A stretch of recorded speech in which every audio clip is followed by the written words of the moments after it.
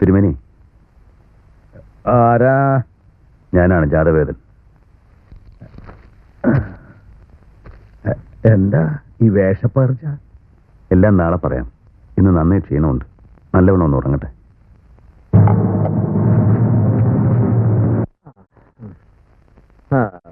തിരുമേനി, തിരുമേനി.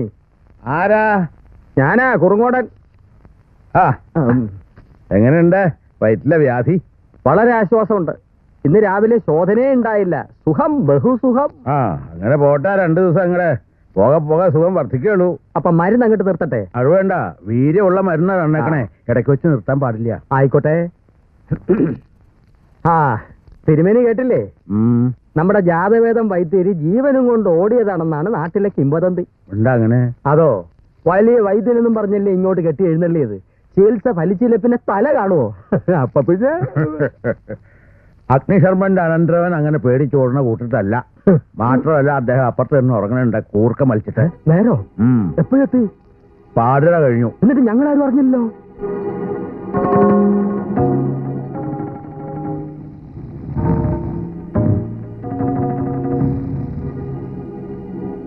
തലപ്പാവ് ധരിച്ചൊരു പരദേശി ശങ്കരിമഠത്തിൽ എത്തിയെന്ന് അറിഞ്ഞിട്ടാണ് ഞങ്ങൾ അവിടെ ചെന്നത്. എന്നിട്ട് അവനെ പിടിച്ചില്ലേ? രാത്രി മുഴുവൻ അന്വേഷിച്ചു, കണ്ടില്ല. പടനായകനായി ഞെളിഞ്ഞു നിൽക്കാൻ തനിക്ക് നാണമല്ലേ ഇടിച്ചെന്നാ? തിരുമനസ് ക്ഷമിക്കണം. ഇന്ന് ഇരുട്ടി വെളുക്കും മുമ്പ് അവൻ ആരാണെങ്കിലും വഴിയിൽ ഹാജരാക്കിക്കൊള്ളാം. ശങ്കരിമഠം കാവൽ ഇന്നു മുതൽ കൂടുതൽ ആളെ കൂട്ടിക്കോ. ഉത്തരവ്.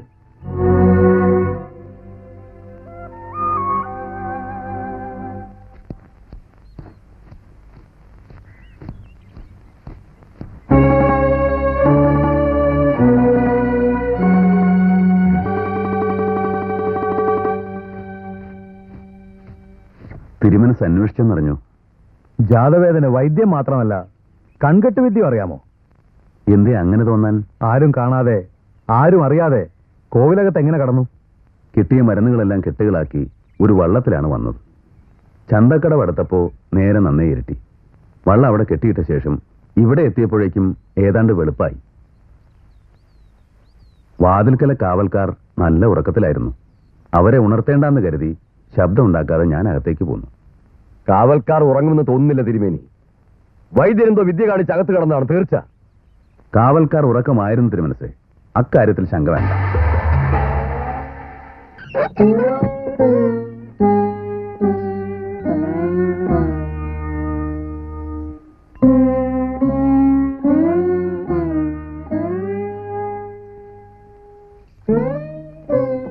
ഞാൻ തന്ന മരുന്നുകളെല്ലാം പതിവായി കഴിച്ചിരുന്നല്ലോ. മരുന്ന് സേവിക്കുന്ന കാര്യത്തിൽ തമ്പുരാട്ടിക്ക് നിഷ്ഠ പോരാ എന്നെനിക്ക് തോന്നിയിട്ടുണ്ട്. ഈ കഷായനിയും ബാക്കിയിരിക്കുന്നല്ലോ. ഇതെന്നേ തീരേണ്ടതാ? അതിന് വല്ലാത്ത അരുചി.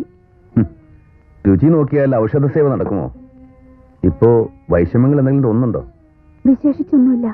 പക്ഷേ വൈദ്യം കോവിലകത്ത് നിന്ന് പോയത് മുതൽ ഒരരക്ഷിതാവസ്ഥ പോലെ. ഒന്നിലും മനസ്സുറയ്ക്കുന്നില്ല. അതൊക്കെ തമ്പുരാട്ടിയുടെ ഓരോ തോന്നലുകളാ.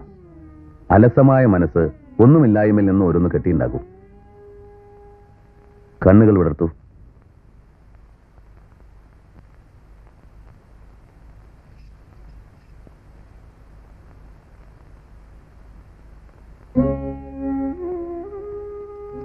ഏത് മരുന്നിനേക്കാളും ശക്തി അങ്ങയുടെ സ്പർശനത്തിനുണ്ട്.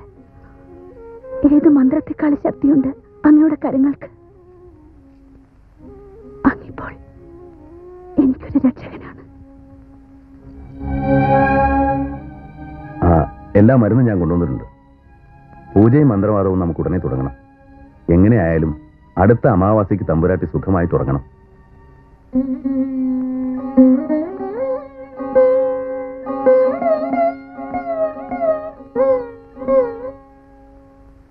തിരുമേനിക്കറിയാത്ത കാര്യങ്ങളില്ല, എങ്കിലും പറയുകയാണ്. ഇലവങ്കോട് ദേശത്തിന്റെ യഥാർത്ഥ അവകാശികളിലെ കാട്ടിൽ കഴിയുന്ന ആ കുട്ടികൾ. ദുർവൃത്തനായ ഒരു മാടമ്പി കോവിലകത്തിരുന്ന് രാജ്യം ഭരിക്കുന്നു. ഈ അനീതി അവസാനിപ്പിക്കുകയാണ് എന്റെ ദൗത്യം. യാത്ര തിരിക്കുന്നേരത്ത് അമ്മാവൻ പറഞ്ഞ വാക്കുകളുടെ പൊരുൾ ഇപ്പോഴെനിക്ക് പകൽ പോലെ തെളിയുന്നു. അദ്ദേഹം ദീർഘദർശിയാണ്, സംശയമില്ല. പക്ഷേ അത്രയ്ക്ക് എളുപ്പമാണോ ജാതവേദന ഏറ്റെടുക്കുന്ന ദൗത്യം? അല്ലായിരിക്കാം. അല്ലായിരിക്കാം എന്നല്ല, അല്ല. ശത്രു അത്ര ശക്തനാണ്, കുടിലബുദ്ധിയും. എന്റെ നോട്ടത്തിൽ ഉണിക്കോമൻ ദുർബലനാണ്. പേടിപ്പിച്ചും പീഡിപ്പിച്ചും ഭരിക്കുന്നത് യഥാർത്ഥ ശക്തന്റെ രീതിയല്ല. അയാളെ എങ്ങനെ നേരിടണമെന്ന് എനിക്കറിയാം. വളരെ സൂക്ഷിച്ചു വേണം.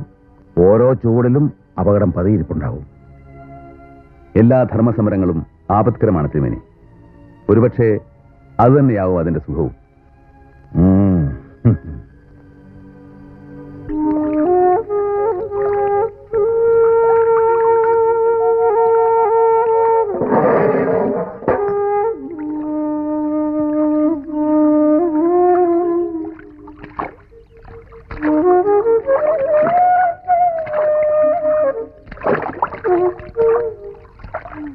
സൂക്ഷിക്കണം തമ്പുരാട്ടി.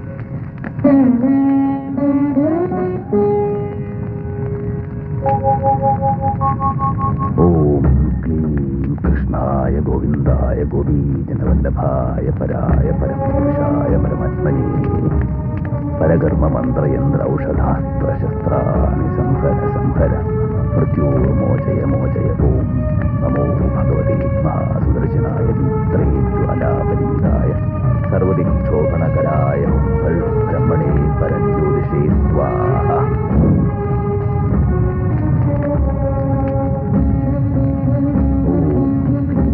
കൃഷ്ണായ ഗോവിന്ദായ ഗോപീജനവല്ലഭായ പരായ പരമപുരുഷായ പരമാത്മനേ പരകർമ്മ മന്ത്രയന്ത്ര ഔഷധാസ്ത്ര. ആരുടെ ഊഴമാണ് ഇന്നത്തെ ബലിക്ക്? ഒളിപ്പോരുകാരൻ കുഞ്ഞാലി. എന്തേ കൽപ്പിച്ച് ചോദിച്ചത്? ഇന്ന് അവൻ വേണ്ട, ഹരിദത്തൻ മതി. ഉദയവർമ്മന്റെ അനന്തരവൻ. സർവദിക്തരഹോകരായ ബ്രഹ്മണേ പരജ്യോതിഷേ സ്വാഹ.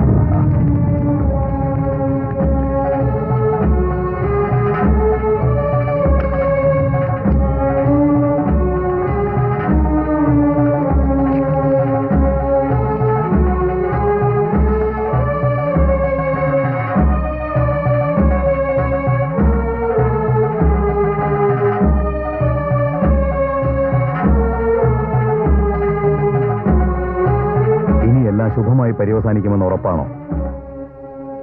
ക്ഷമിക്കുക, ഇപ്പൊ ഒന്നും അങ്ങോട്ട് ചോദിക്കണ്ട, കേൾക്കില്ല.